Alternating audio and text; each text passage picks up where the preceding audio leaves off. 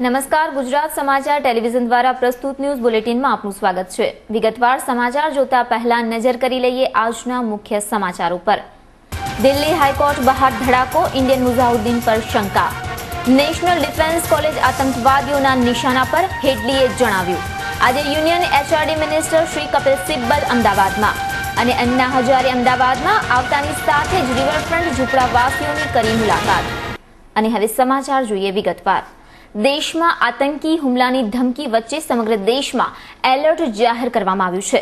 ત્યારે દિલ્હી હાઈકોર્ટના પાર્કિંગમાં કારમાં ભેદી ધડાકા બાદ આગ ફાટી નીકળી હતી। પ્રાથમિક તપાસના અંતે બોમ્બ વિસ્ફોટ થયાનું બહાર આવ્યું હતું, જેમાં ઇન્ડિયન મુઝાહુદ્દીનનો હાથ હોવાની શંકા છે। પ્રાપ્ત માહિતી અનુસાર આ વિસ્ફોટ હળવો વિસ્ફોટ હતો, જેના કારણે કોઈ જાનહાનિ થઈ શકી નથી। આ ઘટનાના પગલે કોર્ટ વિસ્તારમાં એકત્ર થયેલા લોકોમાં નાસભાગ મચી ગઈ હતી અને ભયનો માહોલ સર્જાઈ ગયો હતો। પોલીસે તાકીદે ઘટના સ્થળે પહોંચી પરિસ્થિતિને કાબૂમાં લીધી હતી। વકીલોના પાર્કિંગ એરિયામાં આ મોટર ઊભી હતી, ત્યારે DL4CF 7935 નંબરની કારની નજીક આ વિસ્ફોટ થયો હતો। મુંબઈ હુમલાના સહ આરોપી ડેવિડ કોલમેન હેડલીએ પોતાના નિવેદનમાં જણાવ્યું હતું કે નવી દિલ્હીની નેશનલ ડિફેન્સ કોલેજ NDC આતંકવાદીઓના નિશાના પર છે, કારણ કે 26/11ના સૂત્રધાર ઇલિયાસ કાશ્મીરીનું માનવું છે કે આ એક સંસ્થાને નિશાન બનાવવાથી એકલા ભારતીય બ્રિગેડિયરોને મારી શકાય છે, જેટલા પાકિસ્તાનની સેના ભારત સાથેના યુદ્ધમાં મારી શકી નથી। હેડલી 2009માં કાશ્મીરીને મળવા માટે ગયો હતો, ત્યારે તેને આ ષડયંત્ર વિશે જાણ કરાઈ હતી। માનવ સંસાધન પ્રધાન કપિલ સિબ્બલ આજે અમદાવાદના કોંગ્રેસ પ્રદેશ કાર્યાલય ખાતે પત્રકારોને મળ્યા હતા। તેમણે જણાવ્યું હતું કે શિક્ષણમાં પેસેલો ભ્રષ્ટાચારને રોકવા કડક કાયદાઓ લાવવામાં આવશે। ખાસ કરીને ગુજરાત શિક્ષણ વિશે જણાવતા તેમણે કહ્યું હતું કે ગુજરાત શિક્ષણ ક્ષેત્રે 15મા ક્રમાંકે આવે છે, કારણ કે તે કેન્દ્રના કાયદા તથા નીતિ નિયમની ધારા હેઠળ ચાલતું નથી। કેન્દ્ર સરકાર સહાયતા માટે શિક્ષણને લગતી મોટી ગ્રાન્ટ ફાળવે છે, જે વિદ્યાર્થીઓ સુધી પહોંચી શકતી નથી। તો બીજી તરફ ગુજરાતમાં રમખાણો અંગે જણાવતા કહ્યું હતું કે રમખાણોને 9 વર્ષ વીતી ગયા હોવા છતાં હજુ તેનો નિર્ણય આવી શક્યો નથી, તથા ગુજરાતમાં થયેલ એન્કાઉન્ટર અને તેના કેસ વિશે ચર્ચા કરી હતી। નોંધનીય છે કે કપિલ સિબ્બલ એ પ્રોફેશનથી વકીલ પણ છે।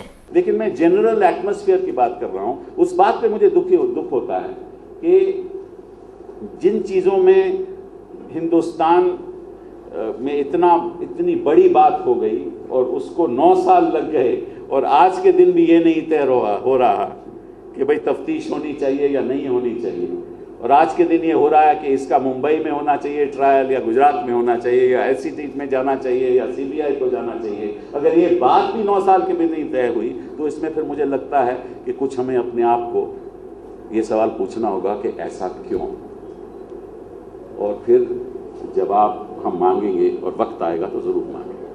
ભ્રષ્ટાચાર સામે લડત આપવા તેમજ ભારતમાં બેફામ રીતે ચાલી રહેલા ભ્રષ્ટાચારની સામે કડક કાયદો બનાવવા અન્ના હજારે જનજાગૃતિ અભિયાન ચલાવી રહ્યા છે। તેના ભાગરૂપે તેઓ આજે અમદાવાદ આવ્યા છે। તેઓ સુરક્ષાના કાફલા સાથે શહેરમાં પ્રવેશતા જ પહેલા રિવરફ્રન્ટ ઝૂંપડાવાસીઓને મળવા દોડી આવ્યા હતા।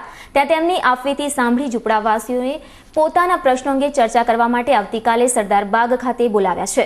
આજે અન્ના હજારેને જોઈને ઝૂંપડાવાસીઓએ બેનરો સાથે એક સભા ભરી હતી, જેમાં સ્વામી અગ્નિવેશે સભા સંબોધી હતી, જેમાં રાજ્ય સરકાર કાનૂન તેમજ હાઈકોર્ટ સામે જઈને ખોટી રીતે ભ્રષ્ટાચાર આચરી રહી છે તેમ જણાવ્યું હતું। इसके पूरी जानकारी लेकर आगे हम क्या कर सकते हैं, इसके बारे में हम सोचेंगे। ये तो अन्याय हो गया है, ये हम जानते हैं, लेकिन हमें तो अभी सब बातें पता नहीं ना अंदर की, वो सब जानकारी लेने के बाद। IPS અધિકારી સંજીવ ભટ્ટની આજે નાણાવટી પંચ સમક્ષ ઉલટ તપાસ થઈ શકી નહોતી, કારણ કે પેનલ દ્વારા તેમની સાક્ષી તરીકે બોલાવવામાં ન આવ્યા હોય તેમની ઉલટ તપાસને પડકારતી 2 અરજીઓ દાખલ કરવામાં આવી હતી। ઉલ્લેખનીય છે કે પહેલી અરજી જમાતે ઉલ હિન્દ દ્વારા દાખલ કરવામાં આવી હતી, જે મુજબ સંજીવ ભટ્ટને માત્ર માહિતી મેળવવાના હેતુથી બોલાવવામાં આવ્યા છે, નહીં કે સાહેબ તરીકે। આ માટેની કમિશન ઓફ ઇન્ક્વાયરી એક્ટની કલમોને ટાંકવામાં આવી હતી, જેથી એવી તક આપવામાં આવી હતી કે ભટ્ટ દ્વારા કમિશન સમક્ષ એફિડેવિટ દાખલ કરવામાં આવી નથી, ત્યારે કોઈ પણ પક્ષ તેમની ઉલટ તપાસ હાથ ધરી ન શકે, જેમાં રાજ્ય સરકારનો પણ સમાવેશ થાય છે. હવે બધા રેકોર્ડને રદ કરી દેવામાં આવે તે માટે તારીખ 8 જૂન સુધી મોકૂફ કરી દીધી હતી. અમદાવાદ મ્યુનિસિપલ કોર્પોરેશન દ્વારા રિવરફ્રન્ટ નદીના કિનારે આવેલ ગેરકાયદેસર ઝૂંપડપટ્ટીના દબાણો હટાવવામાં આવ્યા હતા, જેનો વિરોધ પક્ષ દ્વારા ભાજપ શાસિત કોર્પોરેશન તંત્રની કાર્યવાહીને ગેરકાયદેસર જણાવી હતી, કારણ કે ગુજરાત હાઈકોર્ટે સ્ટે આપી એક કમિટી રચી હતી, જેને રિવરફ્રન્ટ ખાતેના દબાણો ન હટાવવા 9 મહિનાનો સમય માંગ્યો હતો. તેમ છતાં પણ કોર્પોરેશને તેનો અનાદર કરી પોતાની મનમાની કરતા આજે વિરોધ પક્ષ કોંગ્રેસ અને ઝૂંપડાવાસીઓ મોટી સંખ્યામાં શહેરના કારંજ પોલીસ સ્ટેશને કોર્પોરેશનના વિરુદ્ધ ફરિયાદ નોંધાવી હતી. જે ગેરકાયદેસર રીતે ભારતીય જનતા પાર્ટી તોડી પાડ્યા છે, એટલે મ્યુનિસિપલ કમિશનર સામે, મેયર સામે અને સ્ટેન્ડિંગ કમિટી ચેરમેન સામે આજે મેં ફરિયાદ કરી છે. નોંધનીય છે કે ઝૂંપડાઓની તોડફોડ દરમિયાન ઘરવખરીને નુકસાન તેમજ રહીશોને નાની મોટી ઈજાઓ થઈ હતી અને આ કાર્યવાહીને ગેરકાયદેસર ગણાવી નુકસાન ભરપાઈ કરવામાં આવે તેવી ફરિયાદ કરાઈ હતી. તપાસની અંદર જવાબદાર અધિકારી તરીકે વર્ણન કરવામાં આવેલું છે. કોઈ નામનો સ્પષ્ટ ઉલ્લેખ હજી એફઆઈઆરનો અભ્યાસ ચાલુ છે. અત્યારે હજી તમારી સમક્ષ લેખિતમાં જ અભ્યાસ લેવામાં આવી છે, પણ જવાબદાર અધિકારી તરીકે તો બધાને ગણી શકાય. શહેરના નરોડા વિસ્તારમાં ગઈકાલે બલવિંદર સીએસએફ જવાને ગઈકાલે પોતાની સર્વિસ રાઇફલમાંથી અંધાધૂંધ ગોળીબાર કર્યો હતો, જેથી હવે આ જવાન સામે કડક કાર્યવાહી કરવામાં આવશે તેવી સંભાવના છે. તેને ફરજમાંથી હાંકી પણ કઢાશે તેવી ટોચના અધિકારીઓ પાસેથી માહિતી મળી રહી છે. નોંધનીય છે કે આ જવાન પારિવારિક કારણોસર ભારે દબાણ હેઠળ હતો. તેને માથે મોટું કરજ પણ છે, ઘર ગીરવે મુકાયું છે, ભાઈનું અવસાન પણ થયું હતું, જેથી તેને તણાવમાં આવીને ગોળીબાર કર્યો હતો, જેમાં એક પોલીસ કોન્સ્ટેબલ સહિત 6 વ્યક્તિને ગોળી વાગવાથી ગંભીર ઈજાઓ પહોંચી હતી.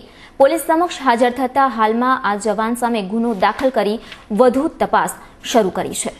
ગઈકાલે ગુજરાત ગૃહ વિભાગ દ્વારા ગુજરાત યુનિવર્સિટીના કુલપતિ પરિમલ ત્રિવેદીની સામે કેસ નોંધવા માટે પોલીસ કમિશનરને આદેશ આપવામાં આવ્યો છે, જેના ભાગરૂપે આજે ગુજરાત યુનિવર્સિટી કેમ્પસ ખાતે યુથ અગેન્સ્ટ કરપ્શનના કાર્યકર્તાઓએ નાગરિકોને પત્રિકા વેચી હતી, જેમાં પરિમલ ત્રિવેદી દ્વારા આચરેલા ભ્રષ્ટાચાર જેવા કે પોતાની પત્નીને યુનિવર્સિટીમાં નોકરી અપાવી, યુનિવર્સિટી પ્રિન્ટિંગ પ્રેસ બંધ કરી અને અન્ય ખાનગી કંપનીઓને કોન્ટ્રાક્ટ આપવામાં આવ્યા છે તથા યુનિવર્સિટીમાં જમા એફડીના નાણાં જેવા અનેક પ્રકારના હિસાબોથી ઘેરાયેલા કુલપતિ સામે કાયદેસરના પગલાં લેવાય તેવી માંગ કરાઈ હતી. એક પત્રિકા અમે સામાન્ય નાગરિકને આપીએ છીએ, જેથી કરીને પ્રજાને પણ ખ્યાલ આવે કે જે કુલપતિની એક પદવી છે એની ગરિમા શું છે. ગુજરાતની જાણીતી અભિનેત્રી અપરા મહેતા આજે અમદાવાદની મુલાકાતે આવ્યા હતા. તેઓ એક સિરિયલના પ્રમોશન માટે આવ્યા હતા, જેમાં ગુજરાત દેશની સર્વાધિક જગ્યામાં તથા એક ગુજરાતી સાસુ તરીકે તે અમદાવાદમાં લીલા તરીકે આવ્યા છે, જે તેમના પુત્ર માટે યોગ્ય વહુ શોધી રહ્યા છે. વાત આજના માર્કેટની, તો આજે શેર બજારમાં મંદી જોવા મળી હતી. આજે સેન્સેક્સ 17,976 પર ખુલ્યો હતો. દિવસભરની ખરીદારીને પગલે સેન્સેક્સ નીચો રહ્યો હતો. દિવસ દરમિયાન સેન્સેક્સ 17,786 થી 17,976 વચ્ચે રહ્યો હતો.